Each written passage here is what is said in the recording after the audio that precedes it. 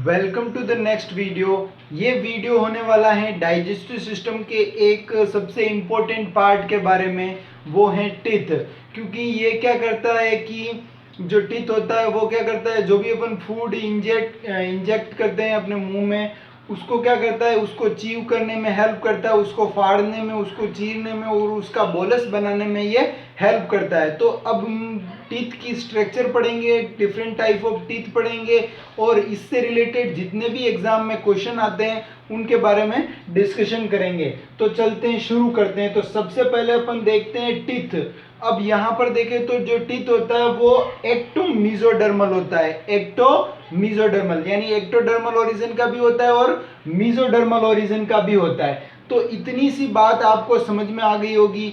हम इसको पता करेंगे कि ये किस तरीके से एक्टोमीजोडर्मल होता है। तो अब अपन सबसे पहले शुरू करते हैं टीथ की स्ट्रक्चर को। तो यहाँ पर जो ये टीथ की स्ट्रक्चर बनी हुई है उसमें देखो, सबसे ऊपर वाला जो पार्ट होता है, जो आपको ये दिखाई देता है, वो वाला पार्ट होता है, उसको अपन क्राउन बोलते हैं। क्या बोलते हैं? क्राउन बोलते हैं या शीर्ष बोलते हैं।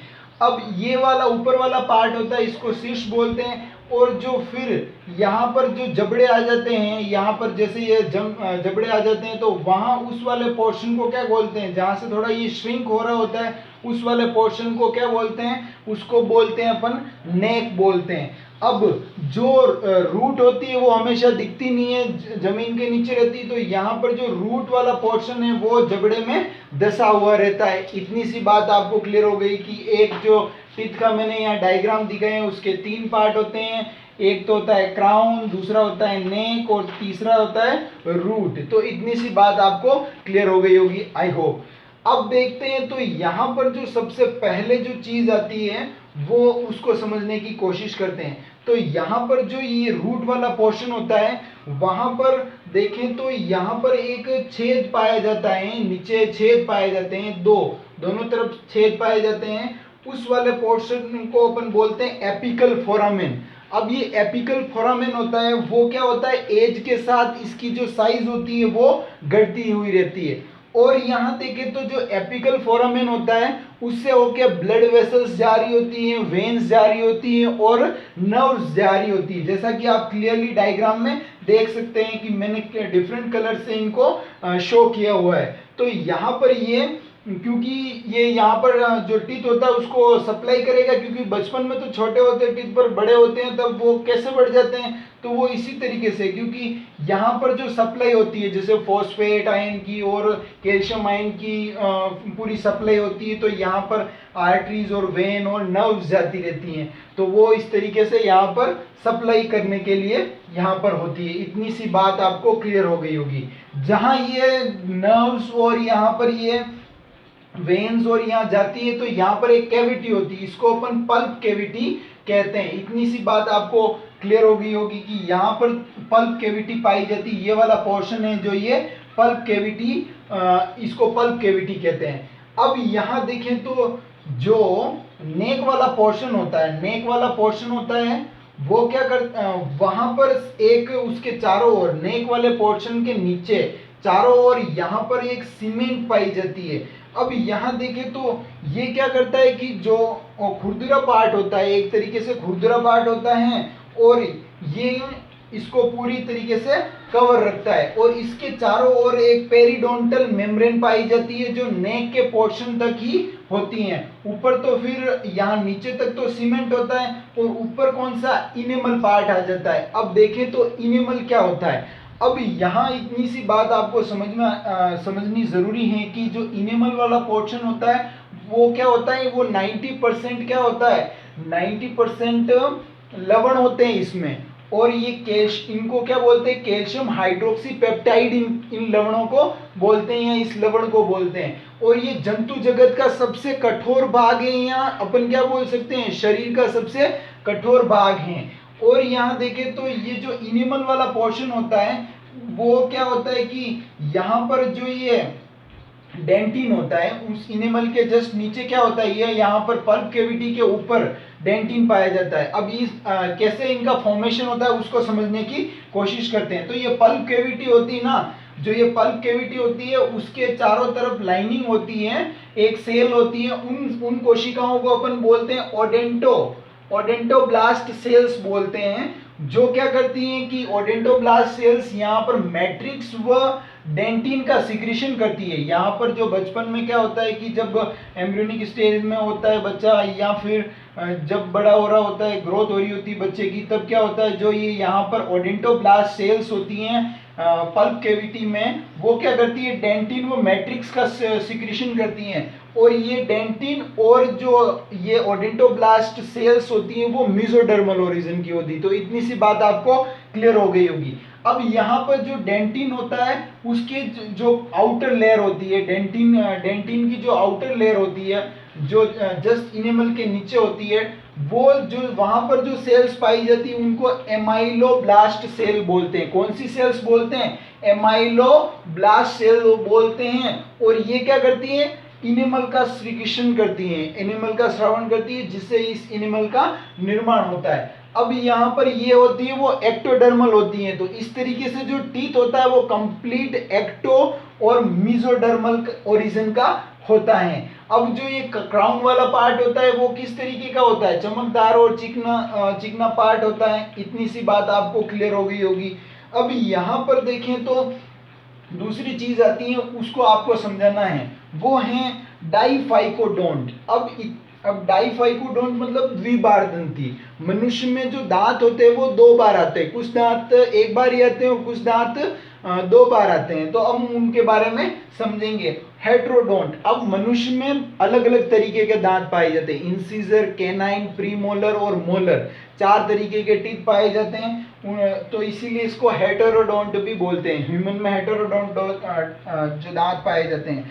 अब मोनोफाइकोडोंट, एक बार ऐसे टीथ होते हैं, 12 ऐसे दांत होते हैं जो क्या होते हैं एक बार ही आते हैं, जिनको क्या बोलते हैं अपन मोनोडोंट बोलते हैं। तो 12 टीथ होते हैं, प्री मोलर व मोलर ऐसे जो टीथ होते हैं वो एक बार ही आते हैं, इसीलिए इनको मोनोडोंट बोलते हैं। थीकोडोंट, अब थीकोडोंट क्यों बोलते हैं? क्योंकि ये जबड़ों में धसे हुए रहते हैं, इसीलिए इनको थीकोडोंट बोलते हैं। अब अपन थोड़ा और इसको समझने की कोशिश करते हैं, तो अपन डेंटल फॉर्मूला देखते हैं। ये डेंटल फॉर्मूला होता है वो बहुत ही एग्जामों में पूछा हुआ है। तो यहाँ पर जो डेंटल फॉर्मूले में ऊपर की तरफ मैंने 21, 23 और नीचे की तरफ मैंने 21, 23 लिखे हैं, वो क्या है? अब यहाँ पर आपको समझना होगा कि ये ऊपर वाले जबड़े के लिए, ये नीचे वाले जबड़े के लिए। ये ऊपर वाले जबड़े के आधे भाग के लिए हैं, जो दो टीथ होते हैं। सबसे पहले इंसीजर, जो ये दो लिख के हैं वो इंसीजर होते हैं, ये वाले दांत होते हैं जो इंसीजर होते हैं, दो वाले। तो यहाँ पर जो इंसीजर दो दांत होते हैं, आधे जबड़े का पोर्शन लिया हुआ है, आधे जबड़े का ऊपर वाले का और आधे जबड़े का नीचे वाले का। तो दो तो इंसीजर हो गए, एक कैनाइन हो गया। कैनाइन मतलब जो चीरने फाड़ने वाला दांत होता है, वो जो जानवरों में बड़ा होता है, कॉर्निवोर्स में जो बड़ा होता है उसको क्या बोलते हैं? कैनाइन बोलते हैं। तो एक वो होता है। फिर आते हैं प्री मोलर, मतलब मोलर से पहले आने वाले प्री मोलर, और फिर आते हैं तीन होते हैं वो मोलर। तो यहाँ पर ये आधे जबड़े का क्या हो गया? ऊपरी भाग। तो ऊपर अगर दोनों साइड का लेंगे तो 2 से गुणा करना पड़ेगा, और नीचे भी आधा पोर्शन यहाँ लिख रखा है, तो फिर आधे पोर्शन के लिए 2 से गुणा करना पड़ेगा। तो टोटल कितने दांत हो जाते हैं? ऊपर इधर 8 आ रहे हैं, इधर 8 आ रहे हैं, फिर 2 से गुणा होगा ऊपर नीचे, तो कितने हो जाएंगे? 16 ऊपर, नीचे भी 16, और यहाँ टोटल कितने हो जाएंगे? 32 दांत। अब 32 दांत में मैं आपको बता दूं तो 12 दांत ऐसे होते हैं जो क्या होते हैं? वो स्थायी होते हैं। क्या होते हैं? अब मैंने पहले भी बताया कि भाई मोनोडोंट या जो प्री मोलर और मोलर होते हैं वो क्या होते हैं? एक बार ही आते हैं, इनको स्थायी दांत बोलते हैं, तो एक बार आते हैं। अब यहाँ देखें तो जो बच्चों के लिए डेंटल फॉर्मूला होता है वो 21-0-2 होता है। अब यहाँ पर जो ये क्वेश्चन पूछा जाता है कि बच्चों में किस तरीके के दांत नहीं पाए जाते, तो बच्चों में प्रीमोलर दांत नहीं पाए जाते हैं। अगर इसको ही अपन ये भी बच्चों में आधा जबड़ा ही लिया हुआ है, आधा जबड़ा ऊपर वाला, आधा जबड़ा ऊपर वाला लिया हुआ है, तो उससे अपने प्री मोलर नहीं होते, तो टोटल 20 दांत आते हैं। अब ये 20 दांत होते हैं वो मिल्क टीथ होते हैं और जीवन में 2 बार आते हैं। तो आपको इतना पता होना चाहिए कि जो 20 दांत होते हैं वो जीवन में 2 बार आते हैं और 12 दांत होते हैं वो 1 बार आते हैं। तो 12 दांत कौन से हो गए, प्री मोलर और मोलर होते हैं, वो क्या होते हैं, जीवन में 1 बार ही आते हैं। अब देखें इंसीजर, इंसीजर मतलब आगे वाले दांत किसी चीज को तोड़ने के लिए काम आते हैं और किसी चीज को काटने के लिए काम आते हैं। कॉर्निवोर ये कैनाइंस होते हैं, वो दांत जो कुत्ते में और शेर में जो भी जो मांस खाने वाले कॉर्निवोर्स होते हैं, मांसाहारी, उनमें ये दांत बड़े होते हैं, अपने अंदर छोटे होते हैं। तो ये किसी चीज को फाड़ने के लिए, चीरने के लिए काम आते हैं। तो ये क्या हो गया, कैनाइंस टीथ हो गए। अब यहाँ देखें तो प्री मोलर, ये चबाने के लिए काम आते हैं और मोलर भी चबाने के लिए काम आते हैं। अब यहाँ देखें जो लास्ट मोलर होता है उसको अपन विजडम टीथ बोलते हैं। जो लास्ट में मोलर आता है उसको अपन क्या बोलते हैं, जो सबसे लास्ट में उसको अपन अकल डार्ड बोलते हैं या विजडम टीथ बोलते हैं। ये 18 से लेके 24 साल के बच्चों में जो एडल्ट हो रहे होते हैं, यानी उसके बाद ऐसे माना जाता है कि उसके बाद अकल आती है, इसलिए इसको विजडम टीथ बोलते हैं। अब यहाँ पर एक और इम्पोर्टेंट क्वेश्चन बच गया है, वो है जो हाथी के दांत होते हैं दिखाने वाले, वो कौन से होते हैं। टस्क जो गज दंत होते हैं उनको बताऊं मैं आपको, तो वो होते हैं ऊपरी इंसीजर होते हैं, वो होते हैं। अब यहाँ पर बहुत सारे ऐसे भी होते हैं जिनमें जीवन में बहुत दांतों की ग्रोथ होती है, पल्प कैविटी बंद नहीं होती, तो उनके दांत बढ़ते ही रहते हैं। जैसे चूहे व खरगोश के जो दांत होते हैं उनमें पल्प कैविटी ये बंद नहीं होती अपने अंदर। तो ये जो एपिकल फोरामेन होती है वो क्या होता है, टाइम के साथ बंद हो जाता है, तो यहाँ पर सप्लाई बंद हो जाएगी, तो उनकी ग्रोथ भी रुक जाएगी।